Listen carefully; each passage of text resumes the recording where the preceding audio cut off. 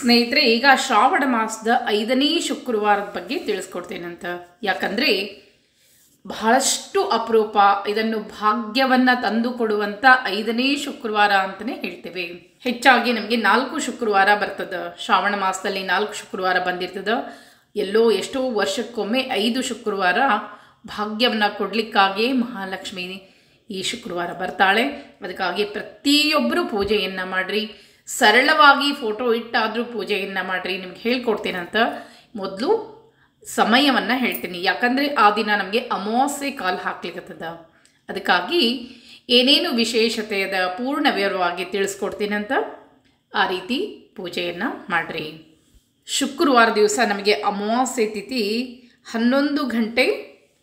11:56 ಪ್ರಾಪ್ತಿಯಾಗ್ಲಿಕ್ಕತ್ತದ. ಹೀಗಾಗಿ ಯಾವಾಗ ಈ ಅಮಾವಾಸ್ಯೆ ತಿಥಿಯನ್ನು ನಾವು ಹೇಗೆ ಆಚರಣೆ ಮಾಡಬೇಕು ಅಂದರೆ, ಸೂರ್ಯೋದಯ ಕಾಲದಲ್ಲಿ ನಮಗೆ ಅಮಾವಾಸ್ಯೆ ತಿಥಿ ಇದ್ದರೆ ಮಾತ್ರ ನಾವು ಆ ದಿನ ಅಮಾವಾಸ್ಯೆ ಅಂತ ಹೇಳ್ತೇವೆ. ಈ ಮಧ್ಯಾಹ್ನ ಸಮಯದಲ್ಲಿ ಬಂದಾಗ ಯಾರ ಮನೆಯಲ್ಲಿ ಅಮಾವಾಸ್ಯೆ ಶ್ರಾದ್ದವನ್ನು ಮಾಡ್ತಾರೋ ಅವರು ಶುಕ್ರವಾರವೇ ಮಾಡಬೇಕಾಗ್ತದೆ. ಆದರೆ ದೇವತಾ ಕಾರ್ಯಗಳಿಗೆ ನಮಗೆ ಸೂರ್ಯೋದಯ ಸಮಯದಲ್ಲಿ, ಅಂದರೆ ಕೆಲವೊಂದು ಪೂಜೆಗಳಿಗೆ ಇದೇ ಸಮಯದಲ್ಲಿ ಇದ್ದಾಗ ಪೂಜೆಯನ್ನು ಮಾಡಬೇಕು ಅಂತ ಹೇಳ್ತೇವಲ್ಲ, ಅಮಾವಾಸ್ಯೆ ಆಚರಣೆಗೆ ನಮಗೆ ಸೂರ್ಯೋದಯ ಸಮಯದಲ್ಲಿ ಅಮಾವಾಸ್ಯೆ ತಿಥಿ ಇರಬೇಕು. ಹೀಗಾಗಿ ಆ ದಿನ ನಮಗೆ ಸೂರ್ಯೋದಯ ಸಮಯದಲ್ಲಿ ಚತುರ್ದಶಿ ತಿಥಿ ಇರೋದ್ರಿಂದ ಶುಕ್ರವಾರ ದಿವಸ ಶ್ರಾವಣ ಶುಕ್ರವಾರ ಅಂಥೇಳಿ ಅನ್ನಿಸ್ಕೊಳ್ತದೆ. ಹೀಗಾಗಿ 5ನೇ ಶುಕ್ರವಾರ ಅತ್ಯಂತ ಶುಭ ಯೋಗದಲ್ಲಿ ಬಂದದ. ಆ ಶುಭ ಯೋಗದಲ್ಲಿ ಬಂದಿರುವಂಥ ಈಗ ಶುಕ್ರವಾರಕ್ಕೆ ಪೂಜಾ ಸಮಯವನ್ನು ಕೂಡ ಹೇಳ್ಕೊಡ್ತೀನಿ. ಇನ್ನು ಕೆಲವರು ಅಮಾವಾಸ್ಯೆ ಲಕ್ಷ್ಮೀ ಪೂಜೆಯನ್ನು ಯಾರು ಮಾಡ್ತೀರೋ ಅವರು ಸಾಯಂಕಾಲ ಸಮಯದಲ್ಲಿ ಮಾಡಬೇಕಾಗ್ತದೆ. ಅಮಾವಾಸ್ಯೆ ಲಕ್ಷ್ಮೀ ಪೂಜಾ ಸಾಯಂಕಾಲ ಸಮಯದಲ್ಲಿ, ಅಂದರೆ ಮಧ್ಯಾಹ್ನ 11:56 ನಮಗೆ ಅಮಾವಾಸ್ಯೆ ತಿಥಿ ಕಾಲು ಹಾಕ್ತದೆ.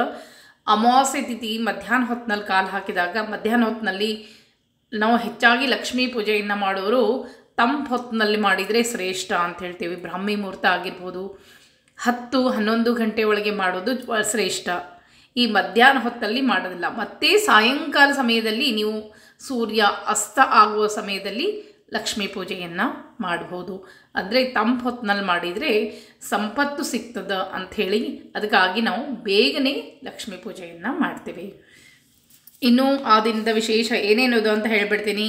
ವಿಶ್ವಾವಸುನಾಮ ಸಂವತ್ಸರೆ ದಕ್ಷಿಣಾಯಣೆ ವರ್ಷಾ ಋತು ಶ್ರಾವಣ ಮಾಸೆ ಕೃಷ್ಣ ಪಕ್ಷೆ ಚತುರ್ದಶಿ ತಿಥೌ ಭೃಗುವಾಸರೆ ಆಶ್ಲೇಷ ನಕ್ಷತ್ರೆ ವರಿಯಾನ್ ಯೋಗೆ. ಇದು ಚಲೋ ಅದ. ನಂತರ ಆ ದಿನ ನಮಗೆ ಚಂದ್ರ ಕರ್ಕ ರಾಶಿಯಲ್ಲಿ ಸ್ಥಿತನಿರ್ತಾನೆ. ಸ್ವಂತ ಮನೆಯಲ್ಲಿ ಚಂದ್ರ ಸ್ಥಿತನಿರ್ತಾನೆ. ಸೂರ್ಯ ಸಿಂಹರಾಶಿಯಲ್ಲಿ ಸಂಚಾರವನ್ನು ಮಾಡ್ತಾ ಇದ್ದಾನೆ.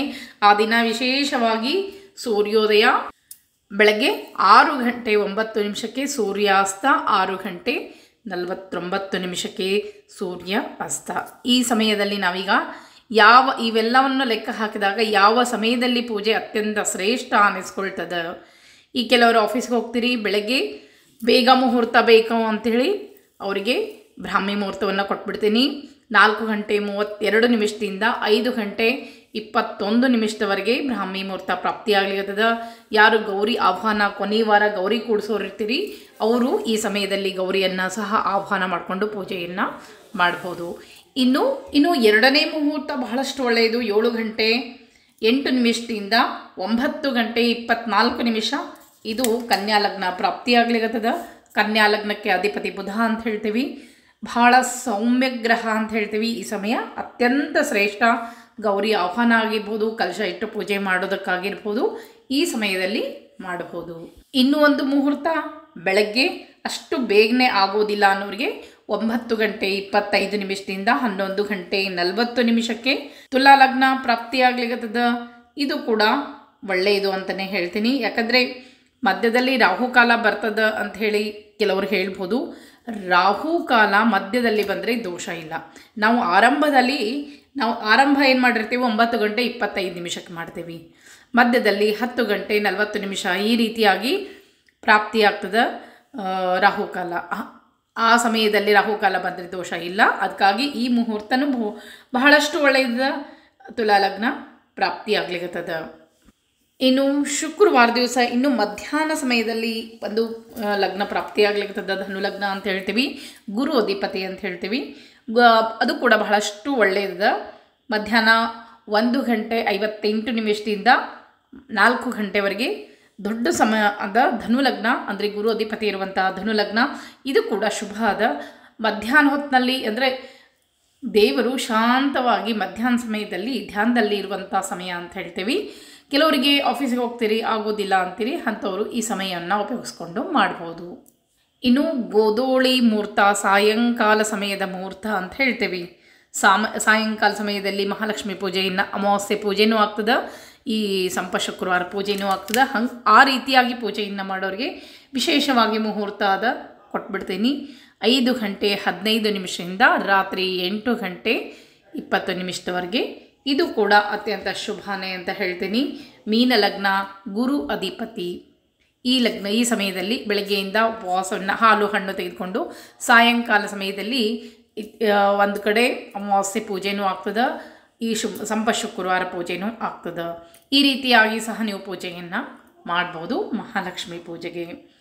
ಇನ್ನು ಕಳಶ ಇಟ್ಟು ಪೂಜೆಯನ್ನು ಮಾಡೋದಿಲ್ಲ, ಕೇವಲ ಫೋಟೋ ಇಟ್ಟು ಪೂಜೆಯನ್ನು ಮಾಡ್ತೀನಿ ಅಂದರೆ ಹಾಗೂ ಮಾಡ್ಬೋದು.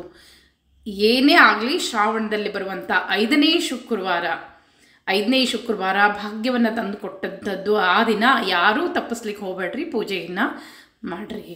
5 ಶುಕ್ರವಾರದ ಹಾಡು ಅಂತ ಹೇಳ್ತೀವಿ, ಅದರಲ್ಲೇ ಹೇಳ್ತಾರೆ 5ನೇ ಶುಕ್ರವಾರ ಮಹಾಲಕ್ಷ್ಮಿ ಮನೆಗೆ ಬರ್ತಾಳೆ, ಬಂದು ಅವರ ಸಂಕಷ್ಟಗಳೆಲ್ಲ ದೂರ ಮಾಡ್ತಾಳಂತೆ. ಅದಕ್ಕಾಗಿ ದನಕರು ತಳಿಯಾಗಿ, ಧನಧಾನ್ಯ ಬೆಳೆಯಾಗಿ, ಅನುಗಾಲ ಶುಭ ಕಾರ್ಯವಾಗಿ, ಬರಿ ಕುಂಕುಮ ಅರ್ಶಿನ ಮಾಂಗಲ್ಯ ಮುತ್ತೈದೆಗೆ ತನುಮಾನ ಧವಳಾಗಿ ಕೊಡುವಳು. ಸಾಮಾಜ ವರ್ಧ ಸುಧಾಮ ಸಕನಾದ ಸ್ವಾಮಿ ಶ್ರೀಹರಿ ಮೋಹದ ಸತಿ. ಶ್ರೀ ಮಹಾಲಕ್ಷ್ಮಿ ಪೂಜೆಯ ಮಾಡಿದವ್ರಿಗೆ ಭೀಮೇಶ ಕೃಷ್ಣ ತಾವಲಿವಾಂ.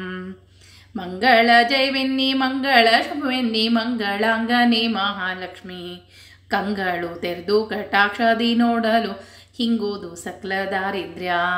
ಈ ರೀತಿ ವಿಶೇಷವಾಗಿ ಬಂದಿರುವಂಥ 5ನೇ ಶುಕ್ರವಾರ ದಿವಸ ಹೆಣ್ಮಕ್ಳು ತಲೆಗೆ ಎಣ್ಣೆಯನ್ನು ಹಚ್ಕೊಂಡು, ಅರಿಶಿಣವನ್ನು ಹಚ್ಕೊಂಡು ಸಂತೋಷದಿಂದ ಮನೆಯಲ್ಲಿರುವಂಥ ಸಂಕಷ್ಟಗಳೆಲ್ಲೂ ದೂರ ಆಗಲಿ ಅಂತ ಹೇಳ್ತಾ ಪೂಜೆಯನ್ನು, ಮಹಾಲಕ್ಷ್ಮಿಯನ್ನು ಸಾಮಾನ್ಯವಾಗಿ 5 ತರಹದ ಹಣ್ಣು ಅಂತ ಹೇಳ್ತೀವಿ.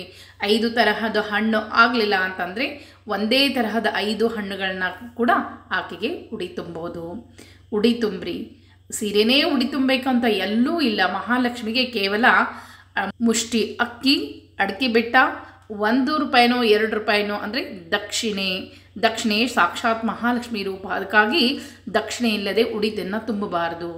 ದಕ್ಷಿಣೆ ಇಲ್ಲದೆ ತಾಂಬೂಲವನ್ನು ದೇವರಿಗೆ ನೈವೇದ್ಯ ತೋರಿಸಬಾರ್ದು. ಈ ರೀತಿಯಾಗಿ ಮಹಾಲಕ್ಷ್ಮಿಗೆ ಅಕ್ಕಿ, ಅಡಿಕೆ ಬೆಟ್ಟ, 1 ಮುಷ್ಟಿ ಅಕ್ಕಿ ಹಾಕಿದರೂ ಸಾಕು ಆಕೆ ಉಡಿಗೆ.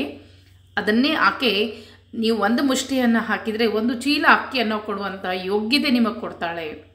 ಈ ರೀತಿಯಾಗಿ ಬರುವಂಥ ಶುಕ್ರವಾರ ಸಂಪತ್ತನ್ನು ತಂದು ಕೊಡುವಂಥ ಶುಕ್ರವಾರ, 5ನೇ ಶುಕ್ರವಾರ ಭಾಗ್ಯವನ್ನು ತಂದು ಕೊಡುವಂಥದ್ದು. ಅದಕ್ಕಾಗಿ ಈ ಶುಕ್ರವಾರ ಪ್ರತಿಯೊಬ್ಬರು ಸಮಯ ಕೂಡ ನಾನು ನಿಮ್ಗೆ ತಿಳಿಸ್ಕೊಟ್ಟೀನಿ. ಸಮಯದಲ್ಲಿ ಪೂಜೆಯನ್ನು ಮಾಡಿರಿ, ಎಲ್ಲ ಸಂಕಷ್ಟಗಳ ದೂರ ಆಗ್ತದೆ ಅಂತ ಹೇಳ್ತಾ ಮತ್ತೆ ಮುಂದಿನ ವಿಡಿಯೋ ಸಿಗ್ತೀನಿ. ನಮಸ್ಕಾರ.